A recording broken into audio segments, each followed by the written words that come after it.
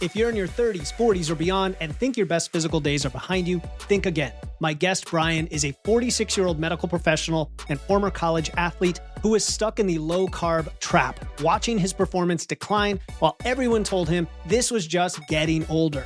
After 6 months of us working together, he's not only transformed his physique, but discovered that things like adding back the carbs everyone told him to avoid were keys to feeling and performing better than he had in years. You'll learn why the eat less, move more mentality that works in your 20s fails you after 40, how to use your analytical mind to cut through fitness industry nonsense, and why getting a coach for something you're passionate about isn't weakness, it's wisdom.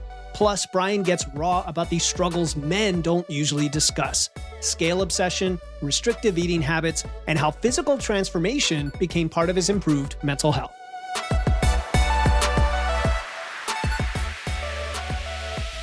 Welcome to Wits and Weights, the show that helps you build a strong, healthy physique using evidence, engineering, and efficiency. I'm your host, Philip Pape, and today I'm very excited to bring you what is an incredible transformation story that I think is going to challenge a lot of what you've been told about fitness after 30. Now, my guest is Brian Kopka. He's a 46-year-old medical professional and former college athlete who found himself trapped in that same cycle that many people and many men face in their 40s and beyond: declining performance, restrictive eating, the false belief that physical decline is inevitable with age. And after working together for 6 months, Brian has really transformed not just his physique, but his entire relationship with food and fitness.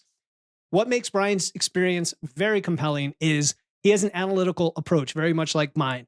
We love to get into the weeds, and we also like to step to the big picture and discuss those struggles that many people, many men won't admit to having, and his discovery that, a lot of what he thought he knew about nutrition, especially carbs, potentially was holding him back. And he recognized that, and he sought out the information so that he could improve.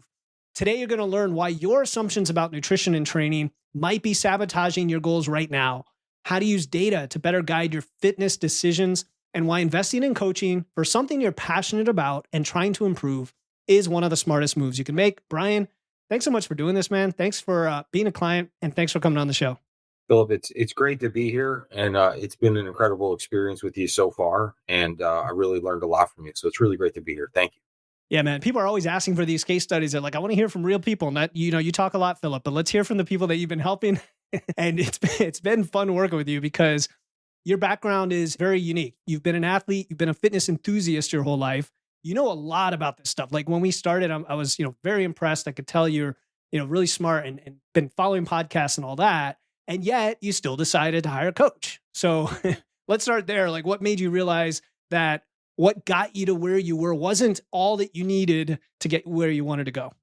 Yeah, so, I feel like I made really good progress, and I got to the point to where I started to question things and wonder, like, okay, so I got to where I am. Does that mean that this is what I'm going to do forever? I started to wonder maybe there is a better approach. And I knew based on my biofeedback that, while my results I was happy with, I wasn't very happy with how I was feeling and my energy level. And, a big part of my life is challenging things. And when I started to work with you, I remember sometimes I would make comments and sometimes you would stop me there and you say, well, wait a second, where does that come from? Have you tried this?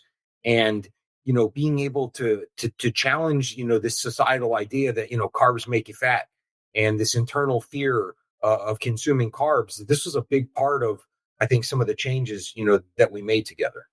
So you're saying that we have a lot of assumptions, not just assumptions. There's something they call the illusion of obviousness, I think it's called, where we just hold something as true for years and that's all we hear. And then all of a sudden something challenges it. Would you say it falls into that bucket, or it's more of, this is not quite right? And Philip seems to be one of the guys that may have an answer. So let me talk to him. Which is it? I think it's a little bit both. And I think when you realize that, maybe things could be more optimal, and then you seek out somebody who's an expert in it, I think part of it is being vulnerable and listening to new information. And then part of it is have to be willing to look at yourself and say, you know what, I don't know that, while things are good, are they optimized? Could they be better? Could I feel better? Could I get better results? And those are some of the questions I was asking myself. And that's a big part of my life is, looking at different areas of my life, wondering if it could get better, and then asking myself, how am I going to do this? Yeah. And so rewind the clock, try to understand how you got there, right? Because we all have different backgrounds. I was not from an athletic background. You have an athletic background, a different identity that's yours that shaped your approach to fitness and how you saw all of this. So maybe just 30,000 foot level, how did that identity evolve through your life and shape what you thought you knew up to the point we started working together? Yeah. So, what I discovered early on in life is that, basically through sports is there's a threshold that I was able to push myself. And some of it was being self driven and some of it was, from coaching. And I found it to be very rewarding and fun to be able to experience that process of achieving, physical accomplishments, whether that's on the field or the weight room.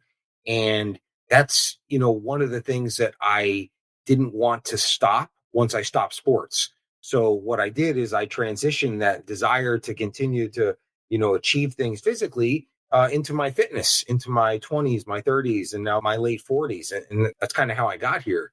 Uh, and I think one of the things that I've taken from this experience is look, as a college athlete or, even a professional athlete, one of the things you do in the weight room is you track everything. Like there's no walking in and saying, I think I'll do a little this, a little that. I think I did this last time. I'm not feeling that good today.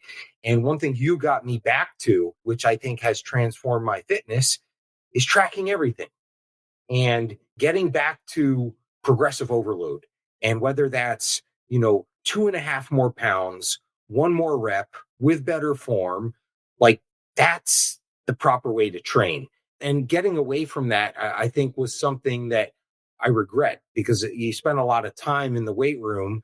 You might as well make it as profitable, as possible. So, and that for getting back to tracking helped bring back that satisfaction of those physical accomplishments that I felt earlier on in life. Yeah, because you can see what's happening. And this is part of the surprise, even for me, when we started working together. I want the listener to pay really close attention, right? So when I met Brian, he Yeah. was already really shredded. Okay. Like if you just saw him, you'd say, okay, 8% body fat for sure, plenty of muscle mass. Like obviously he's doing something quote unquote right. And yet Brian's telling you here it wasn't necessarily optimal or efficient, or maybe the way that he got there could have been done a different way, or it's even not as much as he wants. Like there's all these things going through your head. Also, we're going to talk about nutrition in a bit, but there's a lot of things that, he was doing unoptimally, non optimally when it came to nutrition as well, that we've since worked on together. And it made things, I'll say, a lot easier for him to feel like, hey, I can sustain and grow this.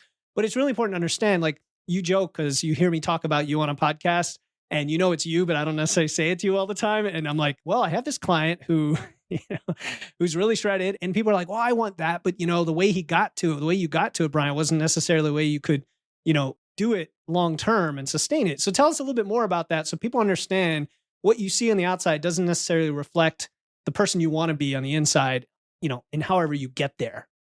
Yeah. So, well, let me give you a specific example. And when I started working with Philip, my pre-workout was some black coffee with some MCT oil. And Philip made a joke. He's like, well, what is this? Like a holdover from, the bulletproof days?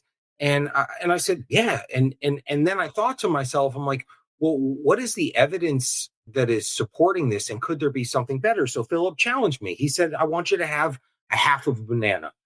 I had a half a banana and my eyes lit up during the workout.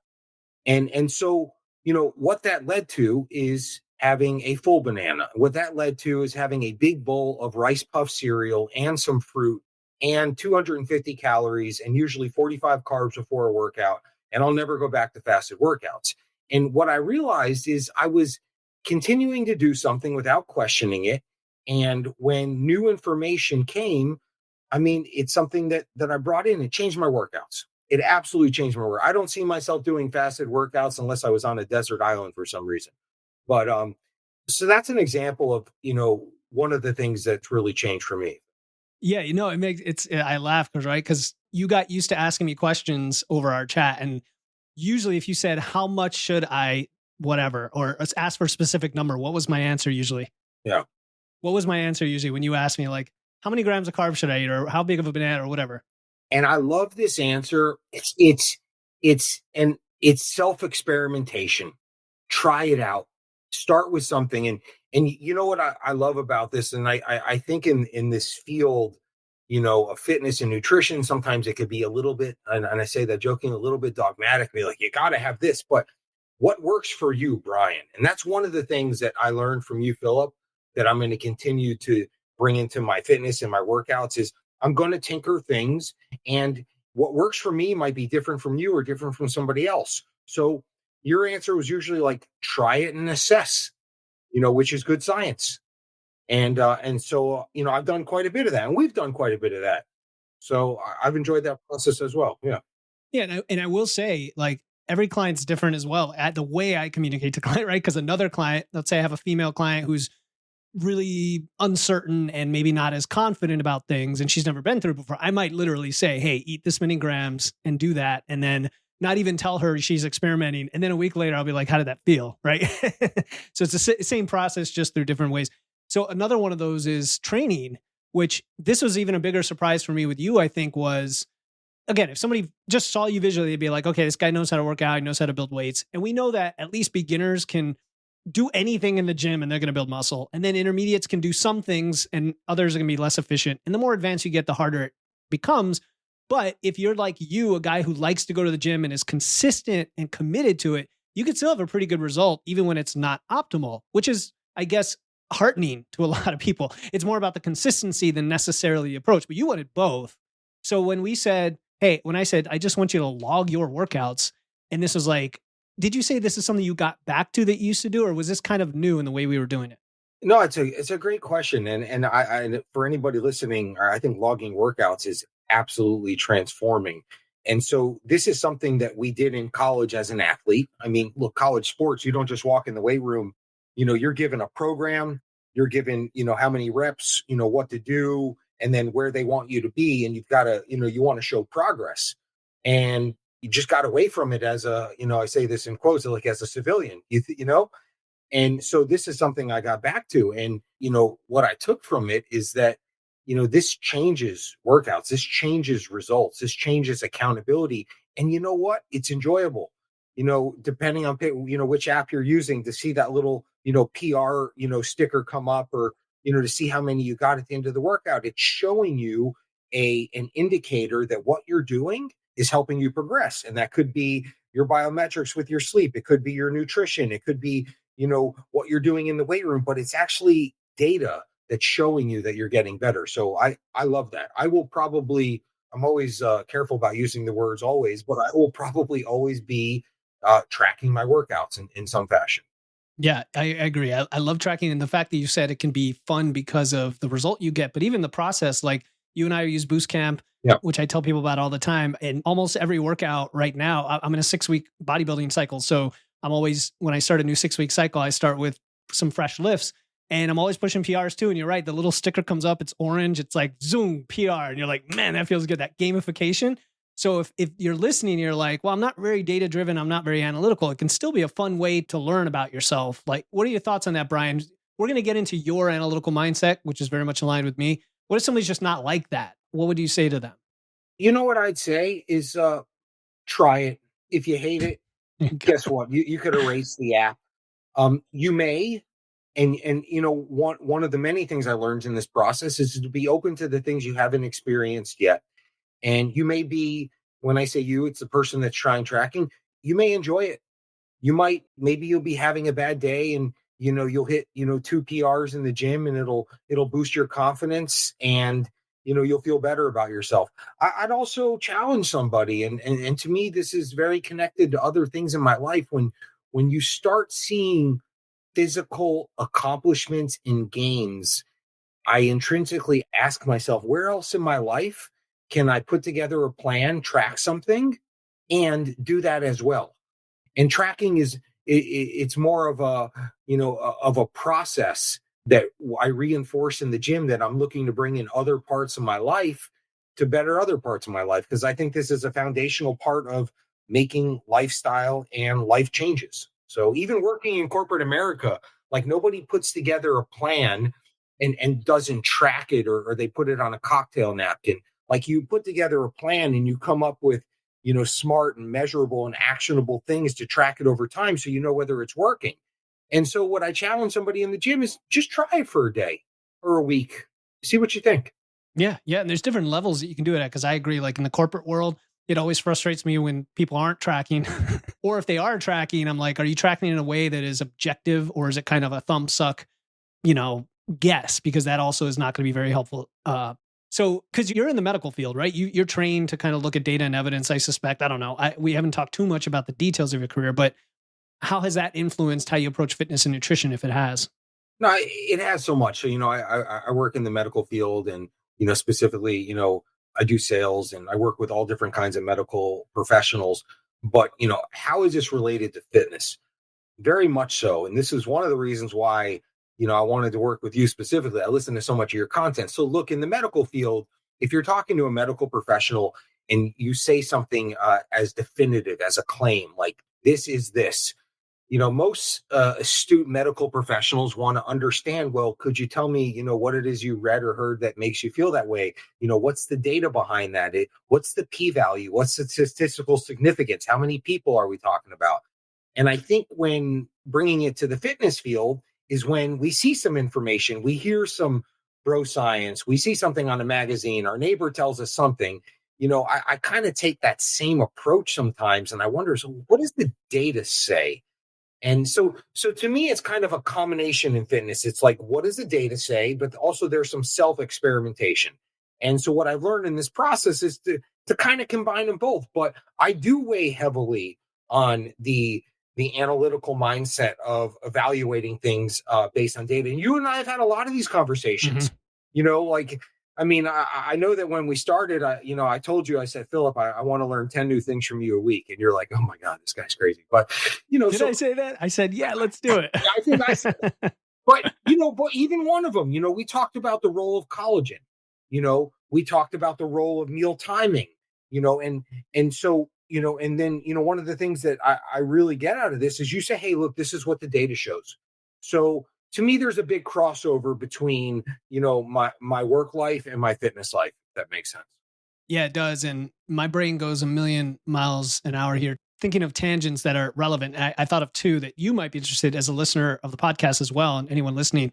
The first is Alan Lazarus. He's one of the two guys at Next Level University. Shout out to them because they're behind the podcast team that edits the podcast.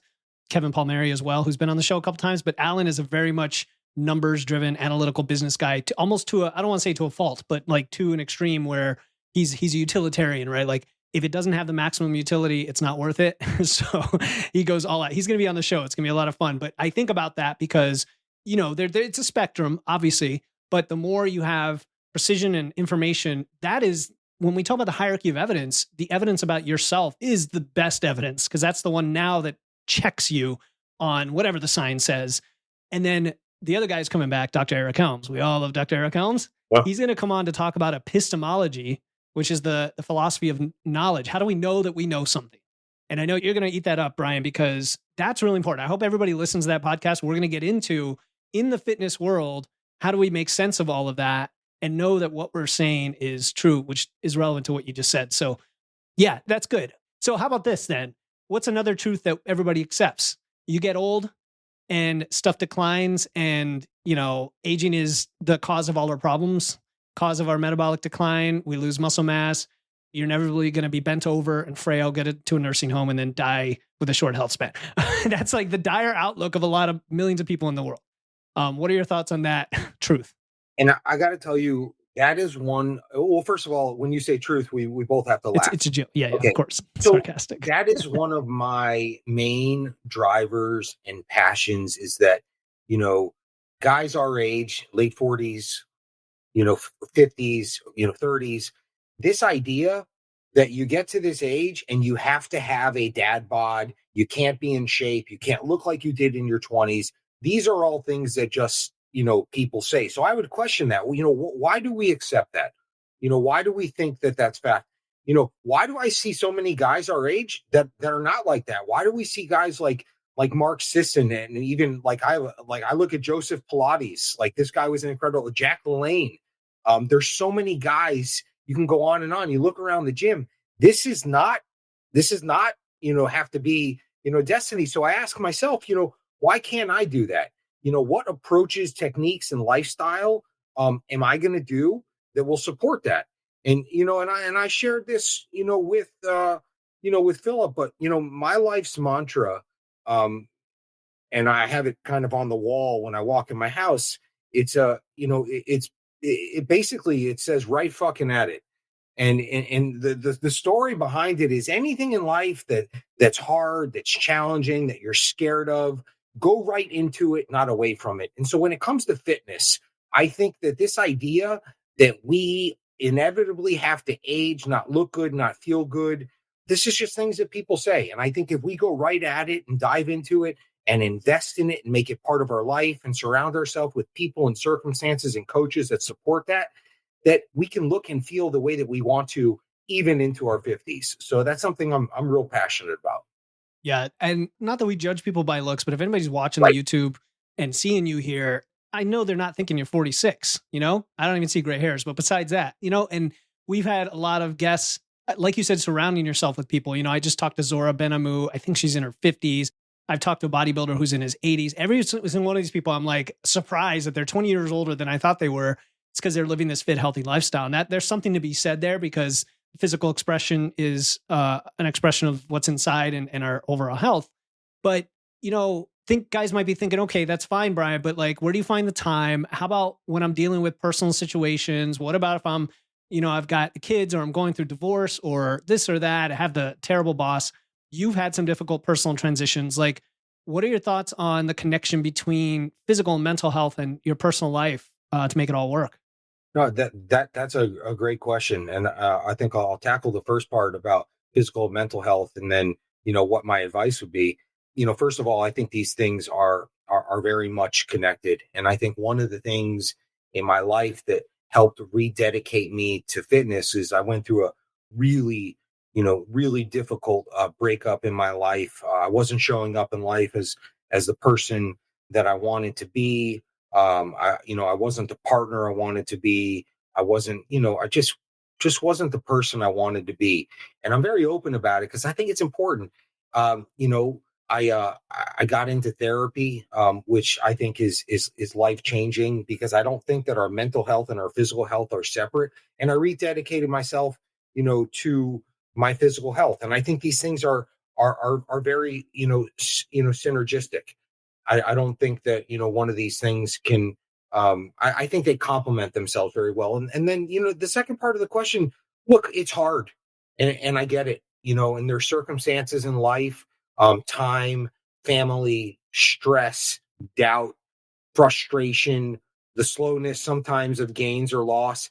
These things are hard. And what I would encourage somebody to do is, to find ways to incorporate in your life. And for some people, that's maybe waking up a little bit earlier. Some people it's doing air squats in between conference calls. Some people it's walking during conference calls. Some people it's, doing meal prep half the time, maybe, working out, during lunch, whatever it is. But ultimately, I think for most people that do this, it's not something they have to do.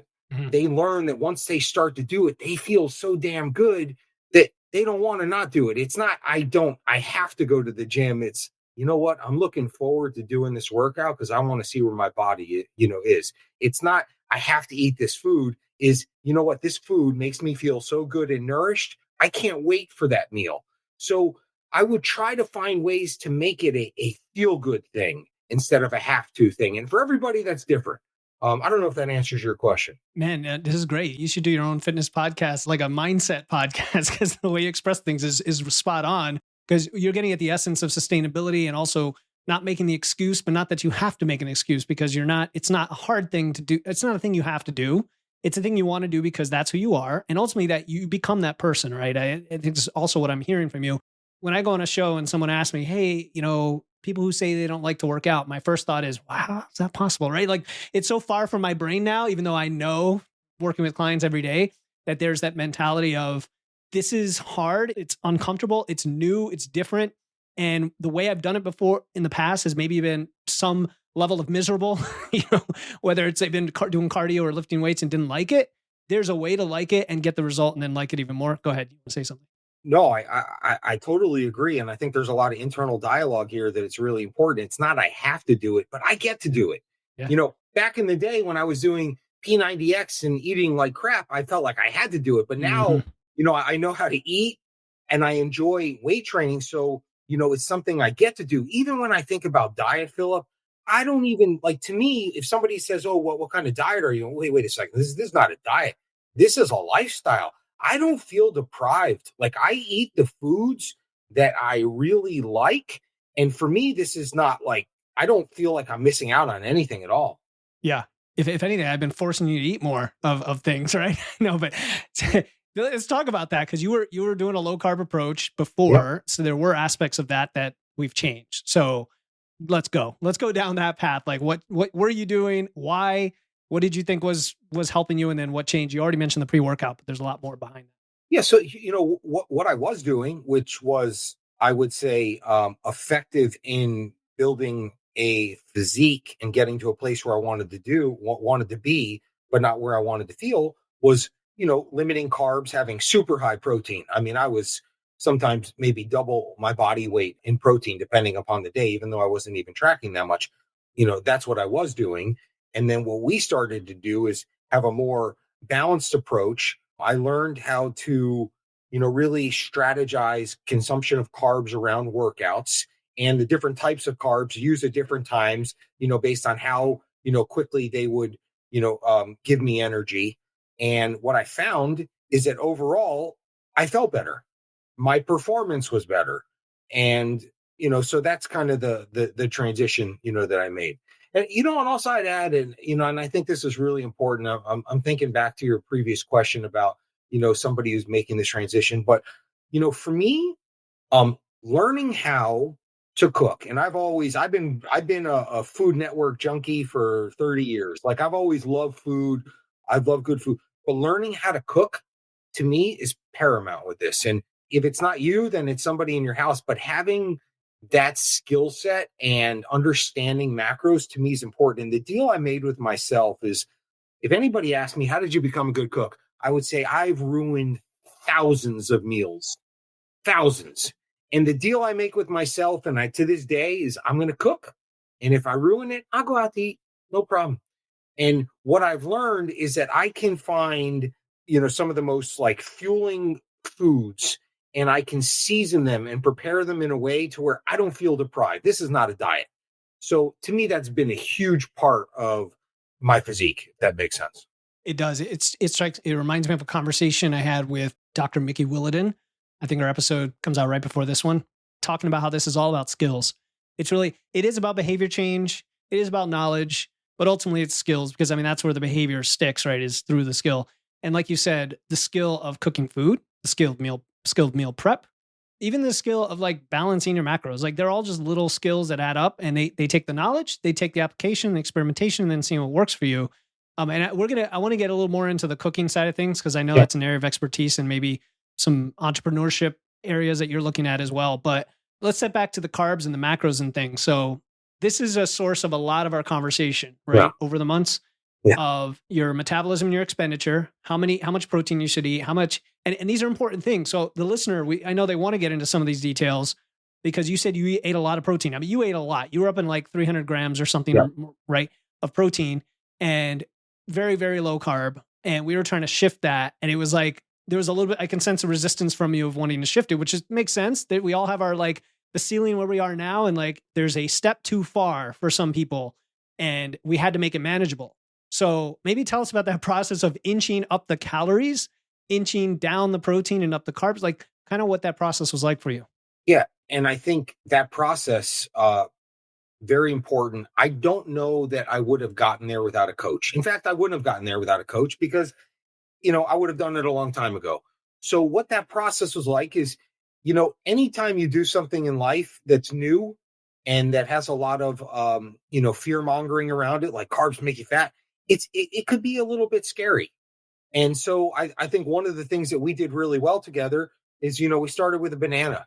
And next thing you know, I'm at the store and I'm looking at oatmeal. I'm like, oatmeal? I've never cooked oatmeal in my life.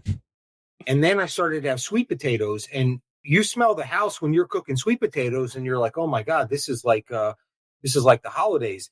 And then, I start thinking about fruit and rice puffs, like slowly bringing in more carbs and paying attention to biofeedback, what I realized is that there's a better way for me, and there's another more balanced approach. So that's one of the things, that I took from it. But I think one of the things that worked for me as far as, us working together is, you were very understanding in that, hey, okay, this is where I'm at. This is where we're trying to go, but we're going to go there in a way that, you know, that makes sense for the person. Like, we didn't go from, okay, you're eating 100 carbs a day, we're going to go right to, 300 immediately. Like, it was a process. And I think that's one of the things that worked for me here. Yeah. And again, every client's different. And like, I try to fill it out, right? Because in some cases, I did sort of push you to a level that maybe you weren't ready for at the time. And then you just told me, you said, hey, I'm not eating that many calories. Like, or I want you to 2,300, you're at 2,100 and it feels good. And by the way, your expenditure seems lower than we expect. So it's okay. Like, we don't want you to gain a bunch of weight unnecessarily. Yeah. And we don't want you to be under recovered. So it's this fine dance back and forth. And you needed a coach. And I'm not saying you had to have a coach, but you almost did. Like, anybody listening, that extra pair of eyes is going to give you that feedback and also challenge you and also support you and kind of hold you if you fall or whatever. You know what I mean? Like, it's all of it, pushing you, holding you. And so let's touch on a few of those specific areas, right? Carbs, fiber. You eat a lot of fiber. So because you cook at home and because you eat a lot of whole foods, you have a lot of fiber, like 60, 70 grams of fiber, which for most guys, I'm asking them to get at least 30 or 35, right? So you're plenty in there. But we had this conversation about the macro math, how like a normal gram of carb is 4 calories, but a gram of fiber is like 2.5 or less. It could be 0, depending on the type of fiber. And you're like, so you're telling me to eat more carbs than macrofactors telling me. And how is that not going to go over the calories? And we had that conversation, like, it's because of all the fiber. Yeah. You actually need more grams of carbs because it doesn't add up to as many calories. That's just one example that comes to mind. I don't know if you want to comment on that. No, it's a great point. I remember looking at my macro factor one day and I said, you know what, let me just check the app. And I started to do the math and I thought to myself, I think I found a glitch in the app, but what I took from that is, look, there's different kinds of carbs. And what I took from that is, pre and post workout, there's certain carbs that work better for me. At lunchtime and at dinner time, there's different slower acting carbs, slower digesting carbs that work better for me. But I think one of the many things I got from it, tracking is you get to see, what you're eating, and I think a lot of people could speculate, I'm definitely getting my body weight in protein. What? How do you know? I mean, do you weigh the chicken breast? Like, do you count this stuff? If I went to a financial advisor and if he said to me, because, I think you're probably going to be good to retire around this age. I'm just guessing. I'm thinking, I don't know, but I would be like, well, wait a second. How do we measure this? I want to be really, really specific about it. So getting to your question, when it comes to carbs, that's one of the things that I took from that.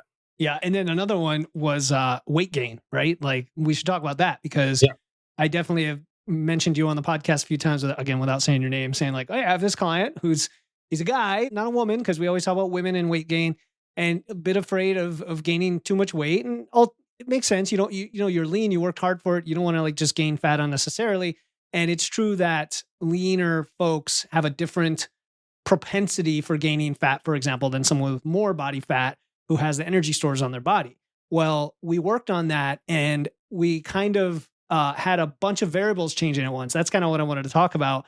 And you're welcome to be open with whatever you're willing to share regarding any medications or whatever. But one of the things we did is we introduced creatine, which for most clients, when they do creatine, they might get a couple pound weight bump and then things level out in a few weeks. And I feel like for you, it just kept ballooning up your water retention and weight for like weeks and weeks and weeks. And so you went off of it and it kind of came back, proving almost that was what it was doing. Anyway, tell us your thoughts on all that. Yeah, so first of all, I want to acknowledge, I don't know how many guys are, open about it, but, when it comes to weight, sometimes it's not easy for people, especially if they have a family history of obesity or if they have a history, of being heavier. And when you're making lifestyle changes and they're stacking each other and they're compounding, you could see variations in weight, especially when you're doing it daily. And I know that if you ask most people about weighing themselves daily, they probably don't want to because, they don't want to see that number daily. And I think the big learning from it is that it's natural to have variations in weight daily based on a lot of things. So for me personally, Philip, to answer your question, when you're doing a low carb diet and you introduce carbs, and one of the things that I got from you is you help, me really understand the science behind what happens when you ingest carbs in terms of, the water storage in the muscle and what that means in terms of weight, especially the next day. And then you add on, creatine.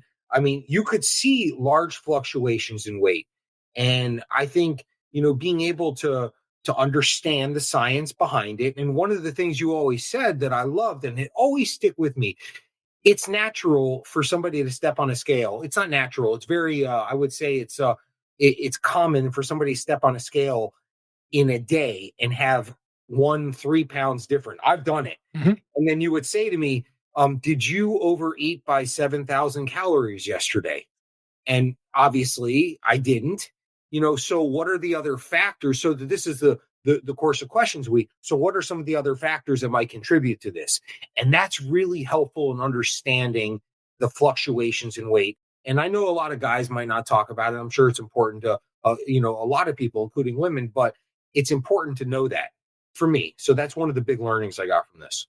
Yeah, exactly. I mean, otherwise even when you're measuring and tracking, you may misinterpret the data, which is important too. You got to understand why it's changing. And I do always love throwing that back at people of like, a pound of fat is 3,500 calories. Yeah. So unless you overconsume by that, you didn't gain a pound of fat. It's a pound of something else that's not fat.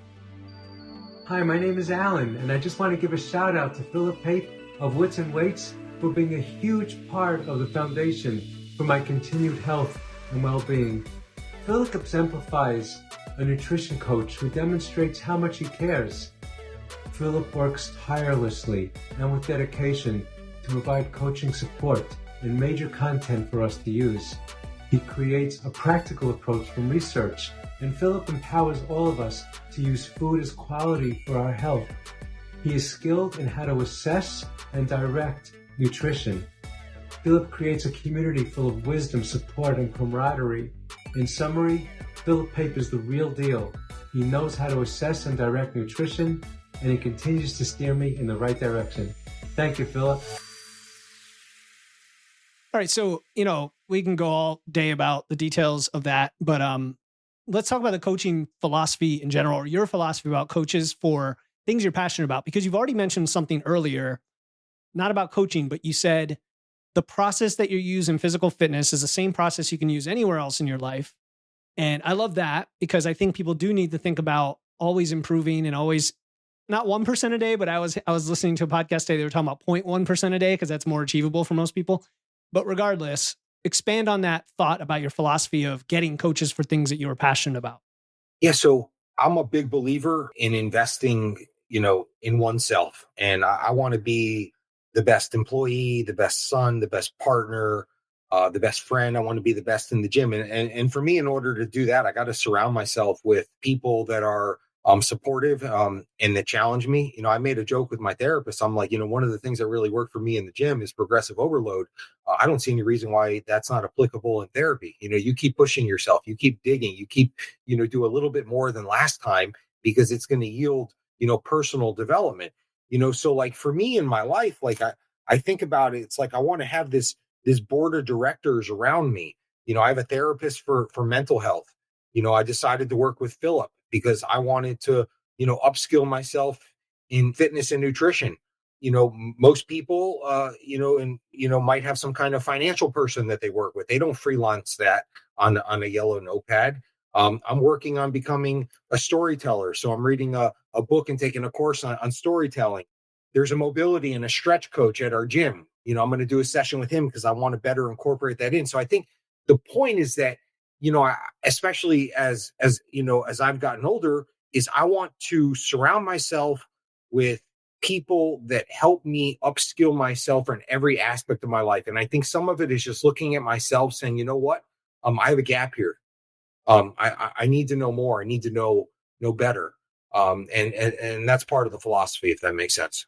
No, it makes a lot of sense now that you say it, because I think about all the coaches in my life they're not like, coaches that I hire for a 6-month contract necessarily, but they're a mentor, a coach, an expert, even if it's a friend who, I'm not paying them, but I can go to them because I know they know way more than I do.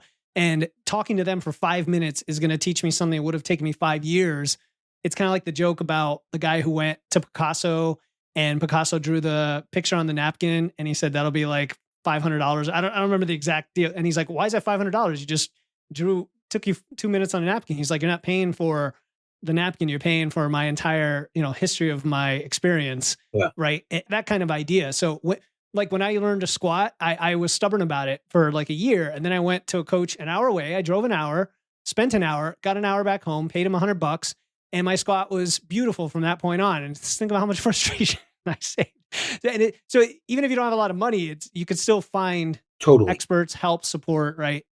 Totally. You can go online. I mean, you can learn how to cook online. You can do everything online. And that's, the one thing I want to say about the gym, in relation to this subject of coaching, most gyms, when a guy, is in great shape, and if you go up to him, and I'm comfortable doing this, hey man, you look great. I'm curious, what's your workout routine? What do you eat? If you don't mind me asking, what's your lifestyle like? Number one, they're going to be flattered that you're admiring them because it's true. But number two, most people are really eager to share with you what's worked for them because they're really passionate about it. So I even encourage people, to ask people at the gym. I've learned a lot from, and look, some of it is, things I have to go home and fact check and Google, but a lot of stuff has been very helpful. So I think that's another avenue, that people could use, that's free. Yep. Which is another form of surrounding yourself with the best and the knowledgeable. So, all right, for guys that are listening and women, because this is everything we're saying is relevant to human beings in general, but if they're in a similar position you were in, maybe they don't have to be a former athlete, but maybe they're in their 40s and 50s. We have a lot of listeners who are kind of in that demographic and stuck in old patterns. They're listening to the show because they want to get inspired to take action. I talk all the time. Don't binge the content. As great as Wits and Weights is, you're now over 500 episodes that you'd have to binge. Take action now. What would you tell them about making this kind of change like you've made? I would say get uncomfortable. Be vulnerable. Be open to different information. Think about how it's going to feel when you're able to achieve certain things and feel better, and what that might look like for you. And I think this, this subject we're talking about getting a coach, no matter what fitness level you're at. I mean, there's so much information out there that's constantly changing, and to have access to somebody who has a pulse on all that, I think is something, life enhancing. And I think that when you enhance your physical life, think about, how it bleeds over into everything else. A lot of people are so busy, with kids and work. They don't have the time to get into the fine nuances of all the fitness trends and what's real and what's not. And to be able to talk to somebody and be in an environment where you have access to that quickly or quicker than you have time for, I think it's life-changing. Yeah, I think it is. It's an accelerator, a time efficiency accelerator is what you're getting at, because you're a busy guy, and I know you carve out the time for these kinds of things. You're very passionate about it. I've had clients who are like, I just kind of want the result. I'm committed to it, but I really don't have the time to dig into the science and everything. They have curiosity, but they just don't have the time. And that's an accelerator, because you'd be like, okay, here's your next 2 steps. Go do those, report back. Now you have to do the work. You have to be committed. Like step 1 is commitment. Step 2 is do the work. And then you have to do the tracking to see whether it's working, or else a coach can't help you, right? They're not going to know without the data. But I think everything you said today is tremendously valuable, Brian. It really is like encapsulated into one conversation. I'm going to ask you my $60,000 question, which is there anything you wished I had asked, and what is your answer? I guess the only thing is, when it comes to food, what are some of the things you've learned that have made, I guess, the physique building and fitness process easier for you? And the reason why I like that question is because I've spent a lot of time trying to find really good recipes, or I don't like the word hacks, but things that help enhance our nutrition. So like, I've told you this, I've eaten a pint of ice cream every night for 3 years, every night, unless I'm on vacation, I don't have it, with my Ninja Creamy. I've learned, that I dare somebody to eat 300 calories of strawberries. because I've learned, what foods are high volume and tasty and fill you up and feel satisfied, so you're not eating 6 almonds and then feeling deprived. So I think this subject around, food and what things and choices can make this process enjoyable. I really want people to know this doesn't have to be a difficult, thing where you feel deprived. There's a lot of things out there that people can do and learn that make this fun, make it enjoyable. Yeah, that's a good point, because people are in different situations with their metabolism. And Yep. there's a lot of, for example, women or people who've had bariatric surgery, for example, who have lower metabolisms, right? And I'll tell you, Brian's is not exceptionally high at the moment. Like, it's not like 3,000 calories, but some people's might be 1,500, and they feel like they're dieting even when they're not. And what you're talking about is there's a way to eat based on volume, based on whole foods, based on cooking your own meals and making things delicious that you would normally avoid because they're like, well, that's nice and filling and healthy, but it's kind of boring. No, you can make it delicious. That will go a long way toward feeling like you're eating 2,000 calories when you're only eating 1,500. And your 60-gram fiber is a good example of that, Brian. If somebody literally adopted your diet right now, they probably would feel a lot fuller. I just know it. Yeah. Cool, man. And that's one of those things that, I've learned has helped me in different ways. And I've learned when to use fiber, how to use fiber. So yeah. Yeah. But, people on carnivore say you don't need fiber, but that's a different topic for another day. Brian, where do you want folks to look you up? I know you've got a lot of things happening. Where do you want people to connect with you personally? So I'll share with you my email, and I'm always, I'm a big proponent of helping others. I would have never got to where I am in life professionally, or personally, or fitness wise without the help of others. So I'll give you my email. They can reach out to me directly via email for help, or in any way I could support somebody with any of the subjects we talked about. I'd always be happy to. Cool. Yeah. We'll throw the email in the show notes. We'll make it so that it's not clickable in the show notes to avoid the spammers and, get people reaching out to you, Brian. So, man, this has been fun. Again, people love these case studies, and we really covered a lot of the interesting things we did together. And honestly, we scratched the surface because I know there's a lot we didn't cover today, but thanks again, man, for doing this and coming on the show. Thanks for having me, Philip. Appreciate it.